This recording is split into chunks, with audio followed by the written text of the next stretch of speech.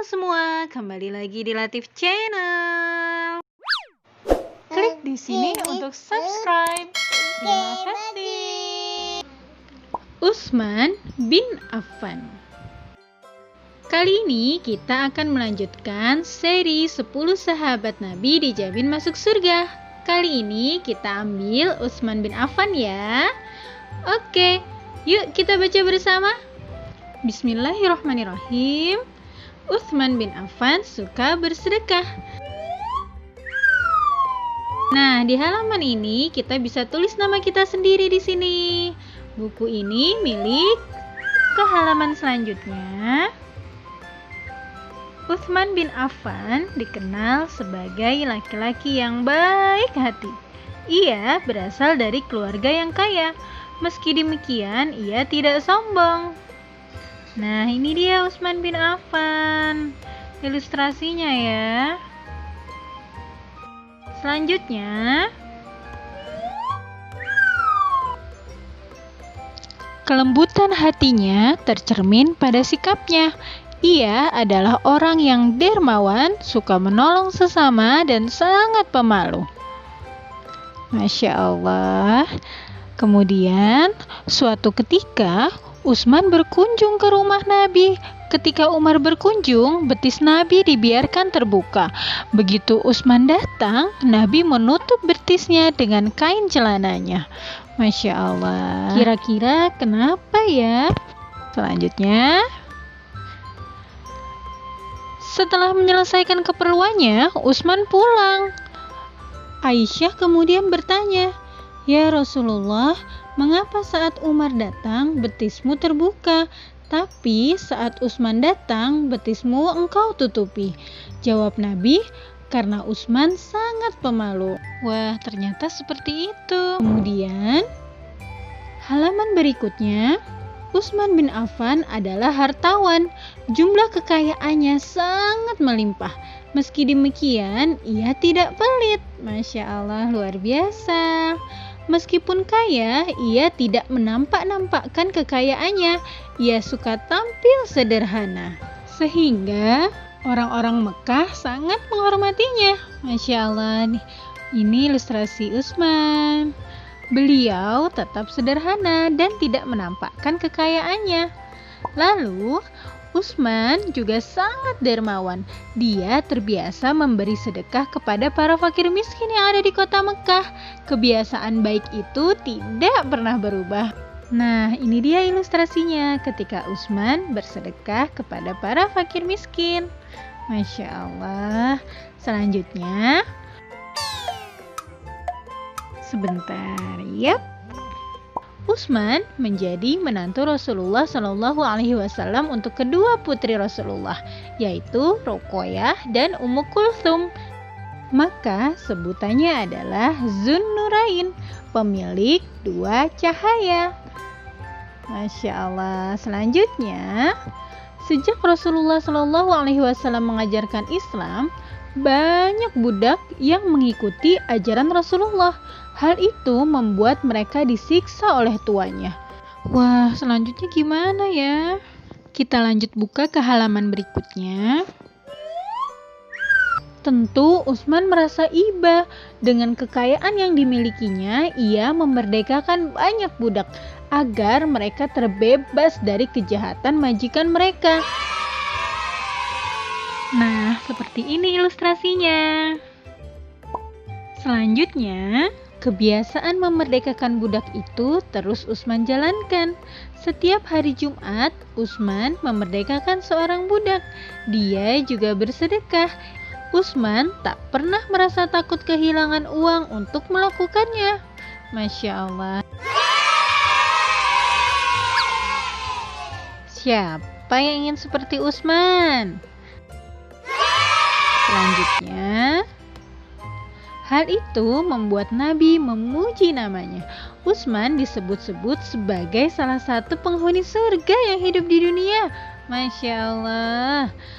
Suatu ketika, Madinah sedang mengalami kekeringan. Air bersih sulit diperoleh. Umat Islam dan masyarakat Madinah harus antri untuk memperoleh air bersih. Masya Allah, sedih sekali. Nah, ini dia. Selanjutnya kita buka halaman berikutnya. Kaum muhajirin terbiasa meminum air zam-zam.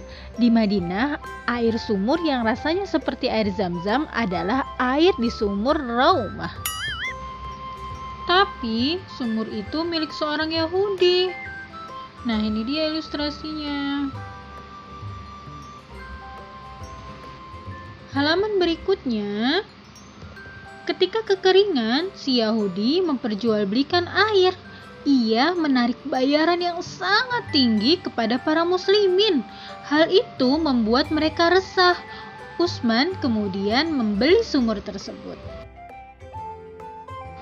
Nah, ini dia gambarannya bahwa si Yahudi memperjualbelikan air sumur tersebut dengan harga yang sangat mahal. Sangat sedih sekali. Kita buka halaman berikutnya. Si pemilik sumur awalnya enggan, tetapi setelah mendapatkan harga yang sangat tinggi dari Utsman, akhirnya ia menyerahkan sumurnya. Alhamdulillah. Lalu kemudian Utsman menyerahkan sumur itu kepada kaum muslim agar dapat diambil airnya secara gratis. Alhamdulillahirrabbilalamin. Masya Allah, luar biasa Utsman. Lalu, sejak saat itu, kaum muhajirin dan masyarakat Madinah bersuka cita. Mereka dapat mengambil air sumur secara gratis. Hingga hari ini, sumur peninggalan Utsman itu masih ada loh. Selanjutnya, yuk kita buka halaman berikutnya. Pada masa Khalifah Umar radhiyallahu anhu, pernah terjadi paceklik. Banyak petani gagal panen gandum dan kurma. Sehingga persediaan makanan mereka menipis. Warga Madinah terancam kelaparan. Wah, kalau begini bagaimana selanjutnya ya? Suatu hari, puluhan unta yang membawa karung berisi bahan makanan datang ke Madinah. Rupanya itu adalah milik Utsman bin Affan. Bahan makanan itu kemudian dimasukkan ke gudang. Masya Allah, ada bantuan dari Utsman bin Affan. Selanjutnya, melihat hal itu, para pedagang Yahudi berdatangan. Mereka ingin memborong bahan makanan milik Utsman. Mereka menawar dengan harga yang sangat tinggi. Lalu, bagaimana ya reaksi Utsman? Nah, Utsman meminta mereka membayar 10 kali lipatnya. Mereka tak sanggup. Utsman berkata, Allah lah yang sanggup membeli ini dengan harga 10 kali lipat. Maka makanan ini aku sedekahkan di jalan Allah. Aku berikan seluruhnya kepada fakir miskin. Masya Allah. Dermawannya sang Utsman. Selanjutnya kita buka halaman berikutnya.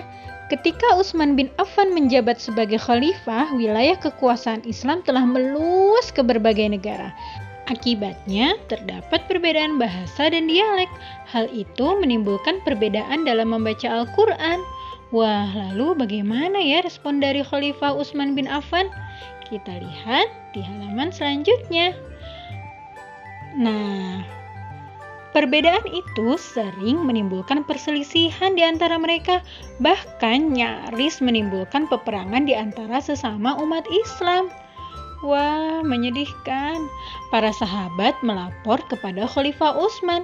Khalifah menugaskan Zaid bin Thabit untuk memimpin pembukuan mushaf Al-Quran. Acuannya adalah mushaf yang pernah dikumpulkan di masa Abu Bakar menjadi khalifah. Nah, ini sedang dituliskan mushafnya. Setelah selesai disalin, mushaf acuannya dikembalikan kepada Hafsah, putri Umar bin Khattab sekaligus istri Rasulullah. Sedangkan mushaf salinannya dikirim ke berbagai negeri. Umat Islam akhirnya kembali bersatu dan terhindar dari perang saudara. Alhamdulillahirrabbilalamin. Kita lanjutkan ya. Mushaf itu kemudian menjadi acuan umat Islam dari masa ke masa hingga saat ini. Nah, ini dia mushaf-mushaf yang seringkali kita lihat saat ini. Kemudian ada sebuah peristiwa. Apa itu ya? Di masa kepemimpinan Khalifah Utsman, beberapa gubernur kurang cakap dan sering mengecewakan rakyat. Hal itu dimanfaatkan musuh-musuh Islam untuk menghasut rakyat agar melakukan protes ke Madinah. Wah, seperti apa itu ya? Kita buka di halaman berikutnya. Yap. Melihat keselamatan Khalifah Utsman terancam, para sahabat meminta putra-putra mereka untuk berjaga di rumah Khalifah. Namun, Khalifah meminta mereka pulang. Khalifah sendiri yang akan menenangkan masyarakat. Begitu kata Utsman. Nah, seperti ini ilustrasinya. Selanjutnya, awalnya para demonstran hendak kembali ke rumah mereka setelah bertemu Khalifah Utsman. Namun, keputusan berubah di tengah jalan. Khalifah Utsman difitnah. Sekelompok orang itu ternyata kembali ke Madinah dan mengepung rumah Khalifah. Ya Allah, bagaimana kabar Khalifah Utsman ya? Kita buka di halaman berikutnya. Akhirnya orang-orang itu nekat memasuki rumah Khalifah. Mereka berbuat jahat kepada Utsman hingga beliau meninggal dunia. Khalifah Utsman meninggal dunia pada usia 79 tahun. Ya Allah, innalillahi wa inna ilaihi raji'un. Allah dan Rasulullah Shallallahu Alaihi Wasallam menyayangi Khalifah Utsman. Yuk adik-adik, kita teladani sifat Utsman bin Affan. Beliau adalah orang yang sangat dermawan, pemalu, lembut hatinya, dan penuh tanggung jawab. Masya Allah. Sekian dulu kisah kita kali ini. Nah adik-adik, mau tahu kuis kita kali ini? Yaitu, di Madinah ada air sumur yang rasanya seperti air Zam-Zam. Itu air sumur di mana ya? Tuliskan di kolom komentar ya. Terima kasih. Wassalamualaikum warahmatullahi wabarakatuh. Semoga bermanfaat. Barakallahu fikum. Jangan lupa like, subscribe, dan nyalakan loncengnya. Oke? Oke. Dadah.